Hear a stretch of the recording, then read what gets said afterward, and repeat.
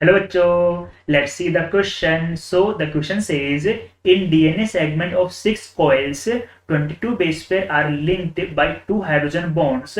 How many cytosine base would be present? तो बेटा इस क्वेश्चन को सोल्व करने के लिए हमें पहले कुछ कॉन्सेप्ट पता होना चाहिए, because as we know in one helix of DNA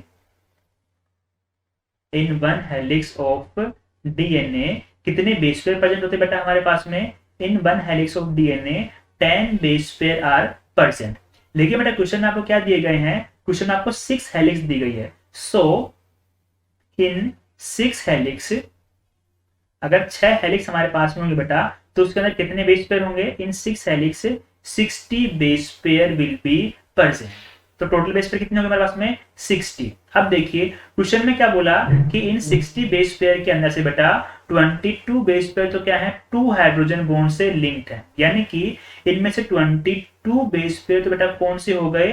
A+T हो गए, क्योंकि एडेनिन प्लस थाइमिन के अंदर ही क्या होता है? 2 हाइड्रोजन बॉन्ड प्रेजेंट होते हैं। तो 60 बेस पेयर में से 22 बेस पेयर तो A+T हो गए, तो रिमेनिंग बेस पेयर हमारे पास में कितने बचे बेटा?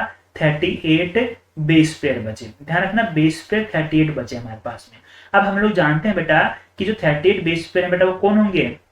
ग्वानिन प्लस साइटोसिन होंगे, जिनके अंदर ट्रिपल हाइड्रोजन बॉन्ड प्रेजेंट होगा। अब देखिए कि 38 बेस पेयर के अंदर टोटल न्यूक्लियोटाइड कितने हो जाएंगे? 38 मल्टीप्लाइड बाय 2, बिकॉज बेटा हम लोग जानते हैं कि एक बेस पेयर के अंदर 2 न्यूक्लियोटाइड प्रेजेंट होंगे। इट मींस इसके अंदर जो ग्वानिन होगा बेटा वो भी कितना होगा? 38 होगा, 38 न्यूक्लियोटाइड होगा, और जो साइटोसिन है बेटा वो भी कितना होगा?